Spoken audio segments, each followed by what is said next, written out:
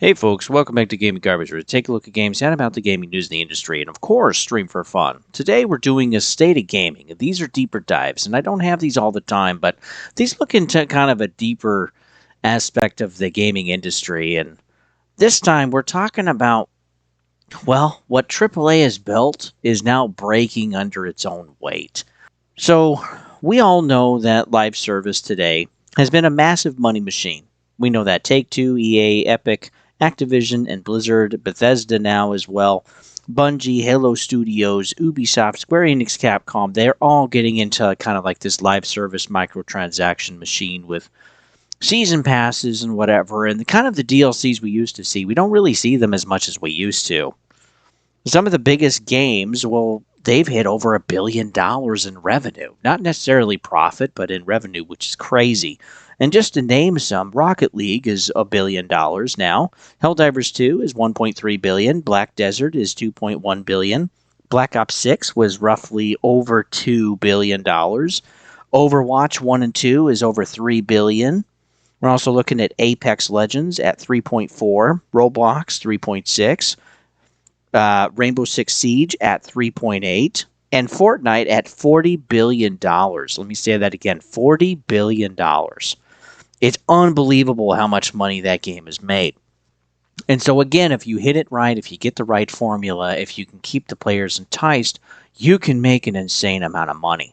Now, some of these companies, they haven't made a ton of profit, like Roblox. They've never made profit, even though they have made $3.6 billion so far. And they're expected to finally make profit maybe in 27 or in 28. It's going to take some time still. But something honestly has changed in buyer behavior when the inflation came in the 2020s, and we've all been experiencing it. And companies have also had inflation too, which is why they raised prices from $60 games to $70 and now $80 games. Xbox tried to get to 80, that was rejected. I still think they're maybe going to try in 26 or 27. I don't think that's off the table. But like also too with Mario Kart World, that was the first $80 game, and so far we haven't seen another $80 game, and I think partly because there's been so much pushback. But the crazy thing is that the price tag from $60 to $80 was from 2021 to 2025. We're talking about a $20 increase in just a span of roughly, 4 or 5 years. Very quick.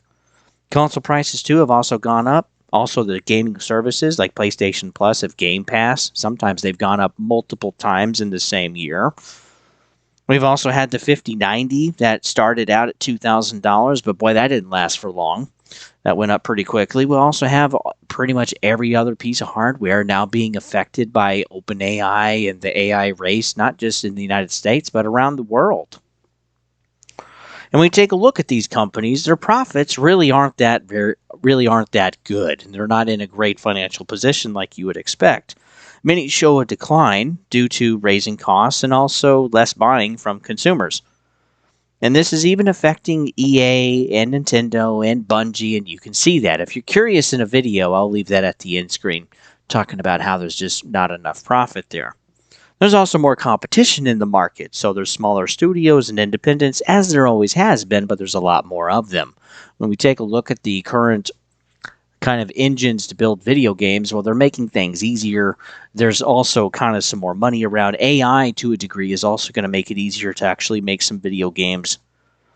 And even just some of the single-player studios, they're actually starting to make some pretty good games. And a really good example is Stardew Valley. That game has sold, I think, roughly 45 million copies now.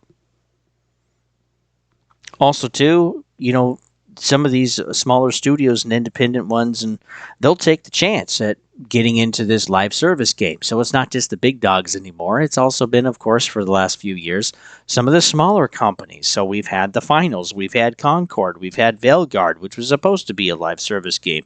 Also, there was a live service God of War game, which was canceled. We also had Wuthering Waves, Arc Raiders, Helldivers 2. There's been plenty. And so this creates more competition for these AAA studios and publishers to actually compete in a market. And when there's more competition, it's harder to make that money. Competition, too, has also really spiked in the 2020s, and there's also been plenty of failures during that time. Just to name a few, there was Babylon's Fall, Godfall, Mind's Eye, which was everywhere, Hyperscape, Crucible, Firebreak. And again, they didn't last very long. They either were total failures right out of the gate, or, they lasted for maybe about a year and then they were done. But there's also been even plenty of games now in 2025 that are losing tons of players on Steam. We take a look at Fragpunk and Mecha Break, Killing Floor 3, Skate, Blue Protocol, Dune Awakening, which was supposed to be a huge game, and now it's just completely fallen off. There's also been Splitgate 2, which is now Splitgate Reloaded, which again, it didn't matter. It's pretty much a dead game. There's also Jumpgate, Rematch, Battlefield 6. And some of the player counts for these games are down 80%. And again, they haven't been out that long. Also, too, some of these are even down 95% of the player counts just on Steam. It's kind of insane. And there's more live service games coming that, again, don't have a whole lot of hope. We're looking at Marathon, Fair Games, which is still MIA. We have no idea what's going on with it. There's also High Guard, which was the game that was the last announcement at the Game Awards for 2025.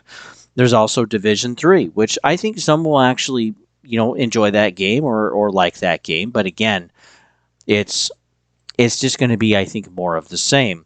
Also, Modern Warfare 4 is coming later this year, probably in November. But again, there's just so many issues that people have with Call of Duty right now. Well, not just right now, but really for kind of the last 5-6 years. So we'll see how that goes. But ultimately, the big problem is that these publishers, all the way down to the independent studios, they have built their business off of the revenues from live service. And they've taken a bet that the revenues will keep growing. But consumers are fighting inflation, and there's also a high price for gaming, and the cost of the hardware and all of the accessories. And it means having a less stable industry, and that's what we're seeing. And so this is leading to the cutbacks for layoffs and canceled games and shutting off the servers for games that just can't hold a profit anymore, pulling funding from third-party games like Romero Studios. I believe, too, that ultimately every year there's more people like myself that are just getting tired of live service games. So much of it is the same. And we all know that ultimately it's more or less to benefit the publisher, that there's literally weak to almost no story or character development for these games. There's also gambling mechanics in there. There's dark patterns for the user interface. Many of the games are extremely similar in their mechanics and their build and their business model. A lot of these, too, also have bugs, glitches, and server issues that get worse or stay broken for way longer than we would think they should, which can even completely kill the player count or kill the game. And I feel like that's just getting at a faster pace, like with Call of Duty, Madden, and Battlefield 6. There's also been more delays and even canceled content, and also, too, is kind of a cheapskate way, crossover content, which I think can work for a while, but then again, when you cross over on multiple games and you've just seen it all before, are you really going to spend another, $20, $40, $60 for a pack or a skin or whatever? Even some of these packs are $80. When we start looking at some of these free-to-play games, there can be hundreds of dollars for a skin pack or even thousands or tens of thousands, like in Where the Winds Meet. One of the skins there is $42,000, which just sounds wild. It's not really made for the player base. It's really made for the whales. There's also the recycling of assets that we know of. For a premium experience, that's a $70 game, and that's really, too, just the entry fee. And sometimes, too, with some of these recycled assets, we get new releases every year, like in Madden and FC and Call of Duty. There's also free-to-play models that are now, $40 games. And some of them, too, are also $70 games. And again, that is just the entry fee, which, again, just paying for the color blue or green for another $20 or $40. So the cost pressure and the frustration of the players is really starting to withhold the revenue. And the games industry is breaking. We've been able to see that. And no, I don't think it's going to stop. I think it's going to continue until we can flush out a lot of the stuff that really can't make it on its own, that can't make it in a true open market. And taking a look at some of the big giants that we've grown up with, like Ubisoft, well, basically they had a big investment, and then they even had a bigger cash injection later to make Vantage Studios from Tencent. And the estimates now are roughly anywhere from 1.75 billion to roughly $2 billion that Tencent has invested into Ubisoft, which is just wild. And Ubisoft is still struggling today, even with completely changing and making all of these creative houses and breaking it up a little more, and trying to make things a little bit more efficient and a little bit more self-centered for some of these games, and trying to keep corporate sweet Ubisoft out of it. We'll see how that goes. But yeah, they really have to change something. But this is something that people have been calling for a while, and now they finally have to do it. And again, I want to emphasize this. The things that I'm reading off right now with these companies that you're going to hear, it's not that they are thinking about doing it. It's that I think they have to do it. Again, we don't get to hear everything that goes on in these companies or what the financial health is, but all of these companies are struggling. Bungie 2 is also still alive thanks to Sony for buying them for $3.6 billion. And we realize now that that was ultimately too much to spend, and why Xbox ended up passing them up, because, yeah, it wasn't worth the cost. We already know from Xbox that Bungie was basically burning money, and they're still burning money today. Marathon has had to be delayed and had multiple scandals with art design and stuff. And then, well, we actually have a release date now in March of 2026. But really, is there any hype for it? I personally, I don't think so. I think people will try it and they're kind of curious about it. But again, who's going to also pay that $40 price tag? Also, too, there's Destiny as well, which is just now pretty much kind of a dead IP. And while there's some kind of fun and cool things about it, again, they're using the crossovers to kind of help keep the game afloat, which is wild. There's also Activision and Blizzard that was ultimately sold for $70 billion. And again, all of their IPs were kind of like heading down and not doing as well. And there were these frustrations. And it just feels like it's totally gotten worse in the 2020s. But again, they've all had their IPs with some issues as well. But yeah, 70 billion, that's a ton. And again, I don't think it was just to kind of retire and make some money. I think it was kind of necessary. And I think we're starting to kind of see the result of that. Also, too, EA is now being bought for $55 billion by the Saudi Arabian government through the PIF. So, again, if EA was doing really well, why would they sell? And again, when we take a look at some of these companies, their profit margins aren't really that good, or they're even negative. And or the stuff that we hear from insiders, or we see what the company is doing, is that, yeah, things aren't really going that well. And yeah, these are 5 huge companies that, are ultimately selling off because things aren't healthy. Excuse me. And so, yeah, my ultimate thing here that I want to, just kind of end with is that not all hope is lost. While a lot of these companies we've grown up with, and even ones that I didn't mention, we grew up with them when they were smaller studios, more nimble, more creative. And there are smaller, more nimble studios that are coming forward and bringing games that are really, really good, like Expedition 33, or like Silksong, or even like Dredge, or Blueprints. And like some of these games, they are good. They are available, and they're going to basically take the place of what some of these other studios we grew up with used to be.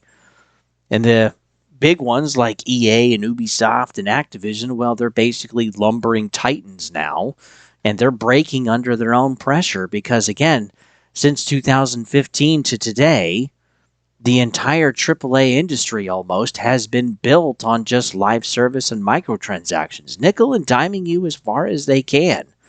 And, well, now that people are pulling back their money for one reason or another, and there's more competition in the market, and there's also frustrations too, they're just ultimately making less money, and this is why stuff is having to sell. One other company I failed to mention was also Warner Brothers. They tried selling off their entire gaming division, but weren't able to accomplish that because nobody wanted it. And so now they're just having to sell the entire company because, again, they can't stay afloat. So I think there are good things on the horizon. It's just not necessarily from the places we would like to see. And I think ultimately that's okay. And, yeah. Going forward, the 2020s still might be kind of tumultuous and a little frustrating, but I think the 2030s will actually be pretty good, and I'll be here. We'll have to see. So thanks for tuning in, folks. You can always follow me over at Gaming Garbage 22, and I also have a Twitch as well if you'd like it. Don't tread on thee. When I play games, I'll chat with you guys. There's also playlists to help break up the content, and there's various content every week. If something's not for you, don't sweat it. Just move on to the next thing. With that, folks, we'll see you guys on the next one.